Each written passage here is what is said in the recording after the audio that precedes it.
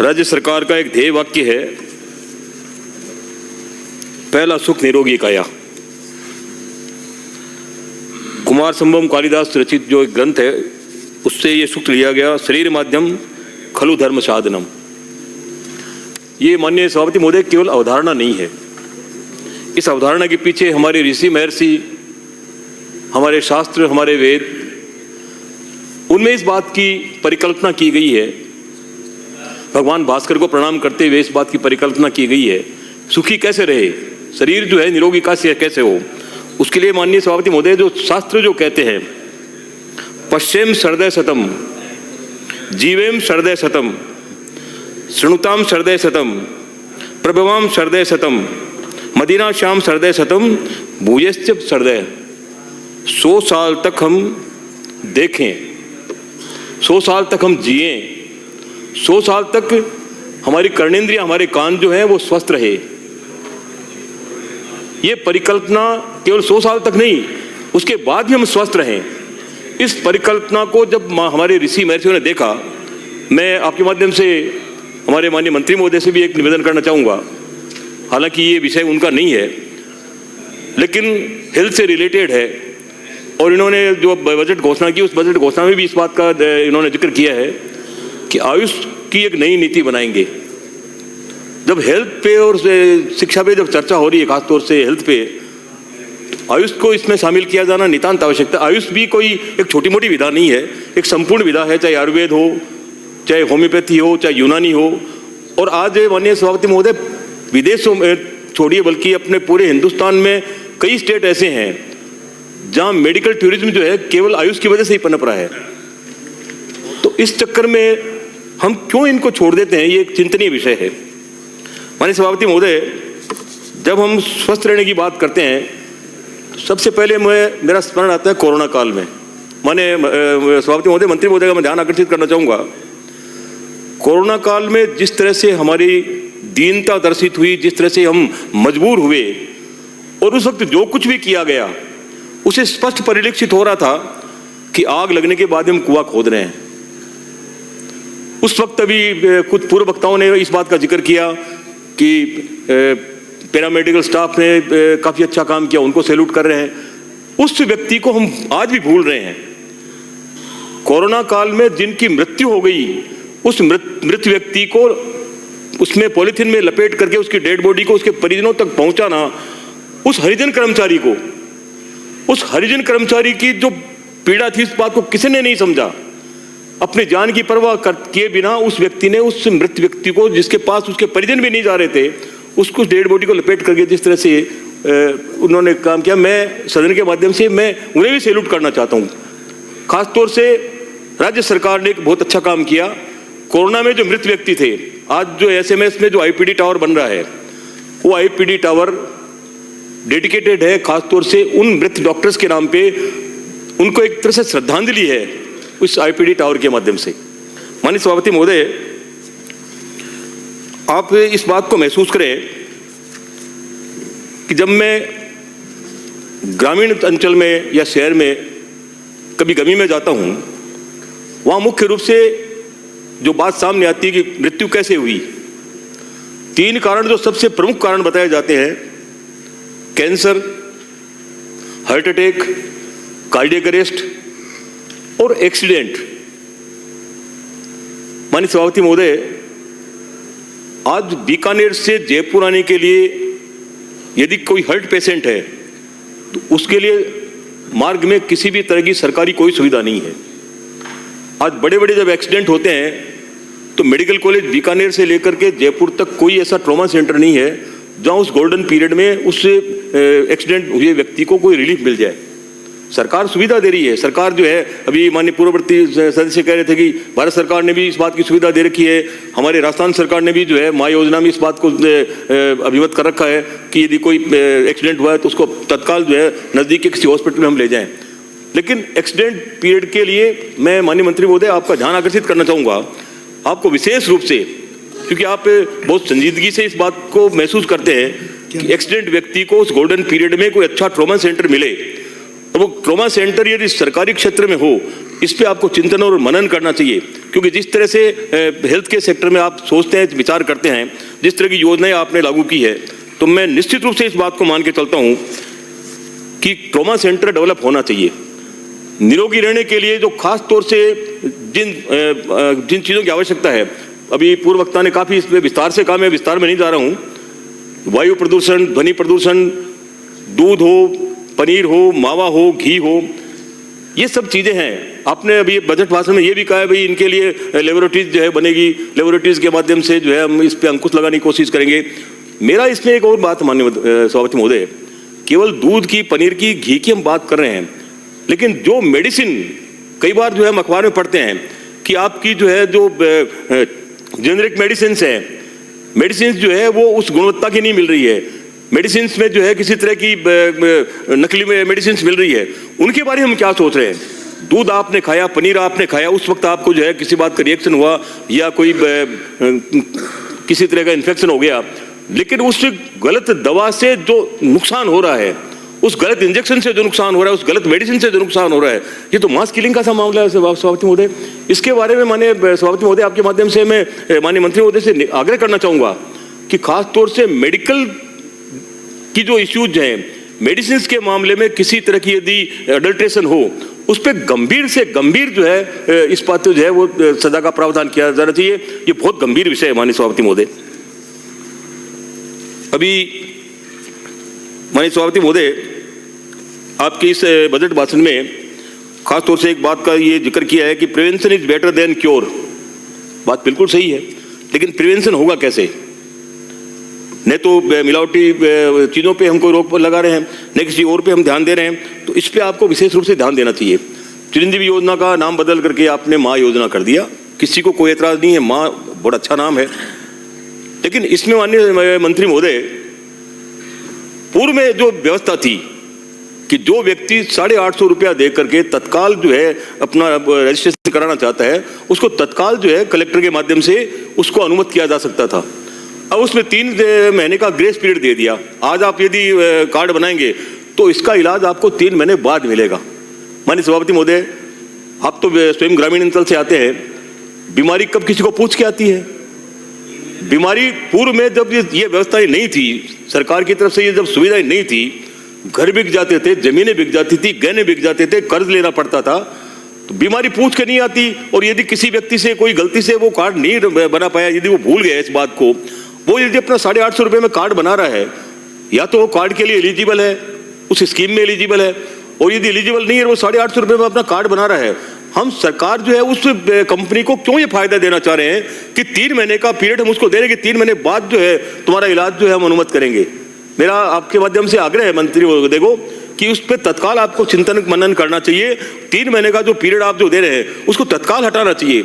जो व्यक्ति पहले भी इस बात के लिए जो है कलेक्टर को एम्पावर किया गया था कि जो व्यक्ति बीमार है तत्काल उसको इलाज की आवश्यकता है, वो तत्काल हॉस्पिटल में भर्ती होने से पहले अपना जो है वो कार्ड बनवाएगा, हॉस्पिटल में भर्ती होने के बाद अपना कार्ड बनाएगा, कलेक्टर तक अप्रोच करेगा और कलेक्टर के पास अप्रोच करके कलेक्टर उसको जो है एम्पावर कर देगा। कलेक्टर के पास पावर है, तो कलेक्टर के पास में पावर छोड़ रहे हैं, लेकिन 3 महीने का पीरियड आप दे रहे हैं। मैं समझता हूँ सभापति महोदय, कई बार ऐसी परेशानी होती है कि उस वक्त आदमी जब बीमार होता है, घर में किसी तरह की परेशानी होती है, तो सारी बातें वो भूल जाता है कि उसको क्या करना चाहिए क्या नहीं करना चाहिए। उसके सामने एक ही विकल्प होता है कि सरकार की जो सुविधा मुझे मिल रही है, मैं सरकार की सुविधा से फायदा उठाऊं और अपना इलाज कराऊं और अपने परिजनों की सुरक्षा का मैं जिम्मा लूं।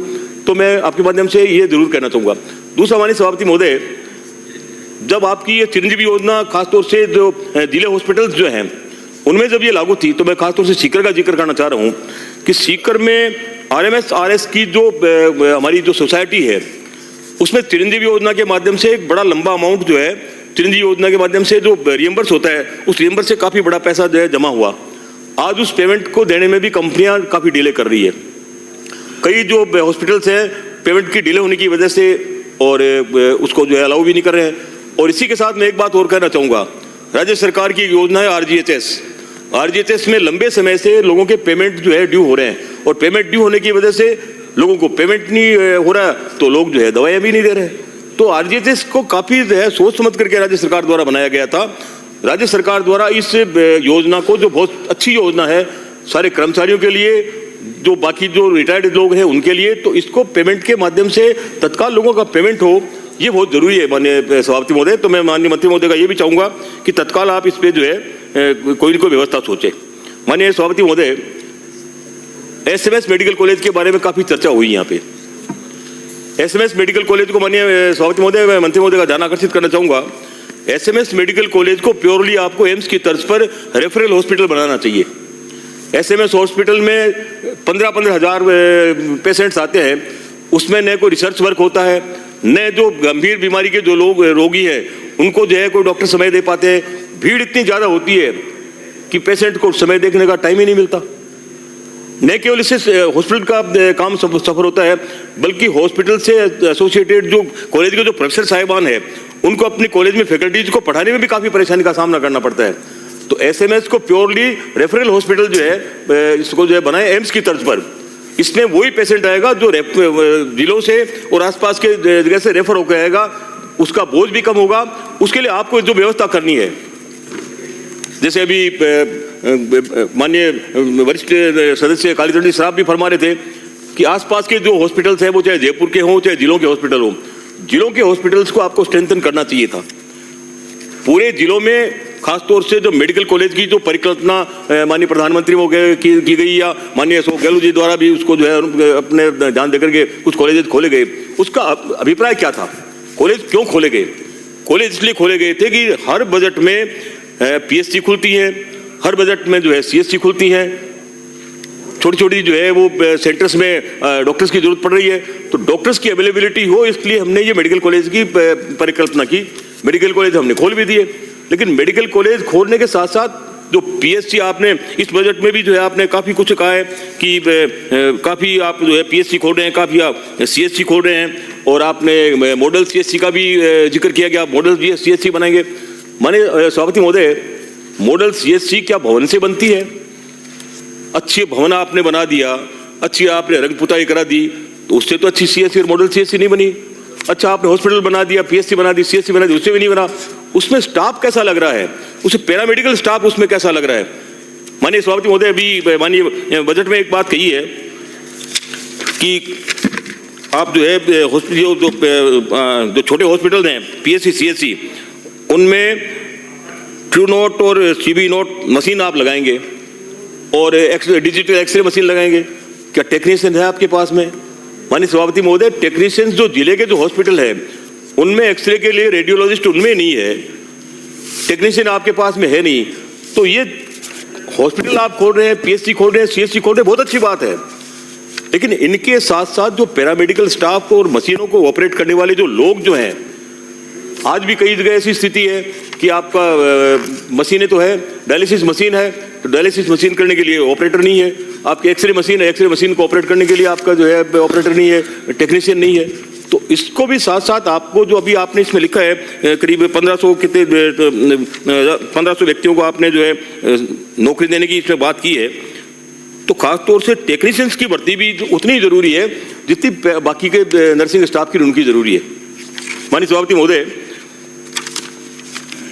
SMS के बाद में खासतौर से जो मेडिकल कॉलेज की जो अवधारणा थी, मेडिकल कॉलेजेस की जो वस्तुस्थिति है, माननीय सभापति महोदय, चिंता का विषय है।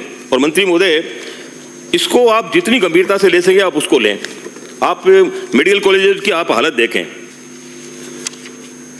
मेडिकल कॉलेज में NMC ने हनुमानगढ़ को 12 लाख रुपए जो है पेनल्टी लगाई, भीलवाड़ा को 3 लाख रुपए पेनल्टी, डूंगरपुर को 3 लाख, पाली को 3 लाख, अलवर को 12 लाख, सीकर को 2 लाख, बाड़मेर को 3 लाख, चूरू को 3 लाख। और क्यों लगाई? एक ही फैकल्टी आज इस मेडिकल कॉलेज में, वही फैकल्टी किसी दूसरी मेडिकल कॉलेज में जाकर के जो है अपनी अटेंडेंस दे रहा है। तो जब मेडिकल कॉलेज में फैकल्टी नहीं होगी तो वो बच्चा कैसे पढ़ेगा? बच्चों को पढ़ने के लिए फैकल्टी हमारे पास में है नहीं। उसका सबसे बड़ा जो कारण है माननीय सभापति महोदय, वो है इनकी पॉलिसी, राजमेश की पॉलिसी को। पिछली बार भी जब सदन में चर्चा हो रही थी तब मैंने माननीय मंत्री महोदय को इस बात के लिए विशेष आग्रह किया। मंत्री महोदय स्वयं भी इस बात को जो है इन्होंने जो है इस बात को माना कि आज मेडिकल जो राजमेश के माध्यम से और जो गवर्नमेंट कॉलेजेस की जो भर्तियां जो होती है उसमें काफ़ी बड़ा अंतर है, और उसको उन्होंने जो है लागू करने की बात भी मान ली। गवर्नमेंट के जो रूल्स हैं वो राजमेश के पे भी लागू होंगे। आज 1 साल होने को आया, आज भी उस स्कीम को उस राजमेश के जो कर्मचारी हैं, जो डॉक्टर साहिबान हैं, उन पे आज भी लागू नहीं किया गया है। खासतौर से जो मेडिकल कॉलेज है, जो नए मेडिकल कॉलेज खुले हैं, उनमें 3 कैटेगरीज बनी हुई है। डेजिग्नेटेड अलग है, राजमेश के अलग है, और जो रेगुलर सर्विस जो गवर्नमेंट के जो डॉक्टर आ रहे हैं वो अलग है। डेजिग्नेटेड वो डॉक्टर माननीय सभापति महोदय जो उस हॉस्पिटल से सीधे जो है मेडिकल कॉलेज में आ गए, मेडिकल कॉलेज में आकर के वो पढ़ा रहे हैं। मैं सीकर का आपसे जिक्र करूं माननीय सभापति महोदय, सीकर में जो भी डॉक्टर साहिबान थे, जो सीनियर सर्जन थे या सीनियर मेडिसिन वो फिजिशियन थे, वो सारे के सारे मेडिकल कॉलेज में पढ़ा रहे हैं। उनका डेजिग्नेटेड डॉक्टर के नाम पे वो जाने जाते हैं। न तो उनके प्रमोशंस हो रहे हैं, न उनको किसी तरह का कोई और बेनिफिट मिल रहा है, न उनके बारे में कोई बाद में चिंता कर रहे हैं। वो 5 साल तक यदि सीकर के मेडिकल कॉलेज में पढ़ा करके और आपका अच्छा रिजल्ट दे सकते हैं। सीकर पिछली बार भी एक बच्चा टॉपर रहा, इस बार भी जो 5 ईयर जो कोर्स कंप्लीट हुआ है, पूरे 5 साल का कोर्स कंप्लीट हो गया, उसमें इस बार भी जो है वो मेरिट पे है, वो राजस्थान में मेरिट पे आया है। ऐसे लोगों को आप डेजिग्नेटेड होने की वजह से केवल इसलिए दंडित कर रहे हैं कि वो आपके जो है उस सिस्टम से नहीं है। भाई राजमेश का सिस्टम जो है वो जब आपने मान लिया कि राजमेश को आपने एग्री करके राजमेश को और गवर्नमेंट कॉलेजेस के उनको इक्वल कर रहे हैं, तो उनके बारे में आप सोच क्यों नहीं रहे हैं? क्या कमी है उन डॉक्टर्स में? उसमें यदि कमी है तो फिर आपको दूसरे डॉक्टर लगाने चाहिए थे। जब वो व्यक्ति आज 25-25 साल से उस हॉस्पिटल को रन कर रहे हैं, आपके 5-5 साल से आपके मेडिकल कॉलेजेस में पढ़ा रहे हैं, अच्छी मेरिट पे जो है बच्चे पढ़ रहे हैं, अच्छी जो है मेरिट बन रही है बच्चों की, इसके बावजूद भी वो आदमी यदि ये महसूस कर रहा है कि मैं इसलिए नहीं लग सकता कि मैं डेजिग्नेटेड हूँ।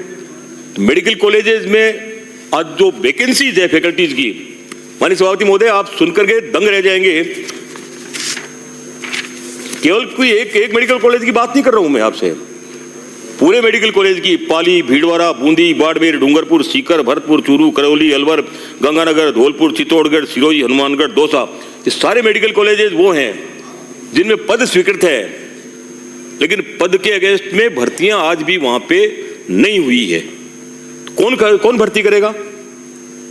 माननीय सभापति महोदय, मेडिकल कॉलेज क्या हमने इसलिए खोली थी कि अच्छे भवन बन जाए और वहां पे फैकल्टीज नहीं हो, तो बच्चे कैसे पढ़ेंगे? कई बच्चे मैं स्वीकृत जाता हूँ तो मुझसे बात करते हैं कि साहब हम तो यूट्यूब पे जो है हम पढ़ रहे हैं, बैठ करके पढ़ रहे हैं, हम लोगों से पूछ कर पढ़ रहे हैं, हम ये कर रहे हैं वो कर रहे हैं।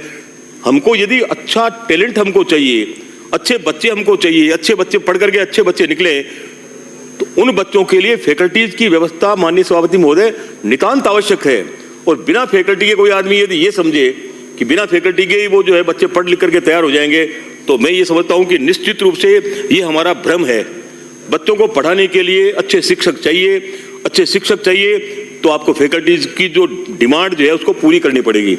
और फैकल्टीज की डिमांड के साथ साथ आपको उनके कुछ जो परेशानी है, तो उन परेशानियों को भी आपको सोचना चाहिए। डेजिग्नेटेड डॉक्टर्स की जो परेशानी है उसको भी आपको महसूस करना चाहिए। राज्य सरकार जो है इस बात को मानती है कि RSR रूल हम लागू कर रहे हैं, तो उन पे भी जो है RSR रूल लागू करके उनको भी सारी सुविधाएं दे। ये बहुत बड़ी कमी है माननीय सभापति महोदय, जिसको हमको कोई ठोस कदम उठा करके और इसको दूर किया जाना चाहिए। माननीय सभापति महोदय, अब मैं आपसे जिक्र करना चाहूंगा सीकर मेडिकल कॉलेज और कल्याण जो हॉस्पिटल है उसमें फैकल्टीज जो है, जैसे सीकर से अभी आपने जो है उसके हार्ट स्पेशलिस्ट लगा दिए 2, लेकिन वहाँ कैथ लैब नहीं है। कैथ लैब की वजह से मैं माननीय सभापति महोदय आपके माध्यम से मंत्री महोदय का मैंने ध्यान भी आकर्षित किया था। मंत्री महोदय मैं धन्यवाद दूंगा इस बात के लिए कि तत्काल इन्होंने सेक्रेटरी को भी इस बात के लिए अवगत कराया कि इसमें कब ये कैथ लैब खुलेगी। लेकिन आप इससे अंदाजा लगाएं कि सिस्टम को कोलैप्स करने के लिए ये ठेकेदार किस तरह से जो है उसको कोलैप्स करते हैं। पिछली गवर्नमेंट में टेंडर हुए तो टेंडर को रोकने के लिए किसी ठेकेदार ने कोर्ट में जो है वो अपील कर दी, कोर्ट में जो है वो मामला अटक गया, 4 साल 5 साल वो पूरे निकल गए। कोर्ट ने जब वापस ये फैसला कर दिया कि डिपार्टमेंट स्वयं इस बात का फैसला करे, आज उन बातों को भी 1.5 साल होने को आया, तब भी हम वहीं के वहीं हैं।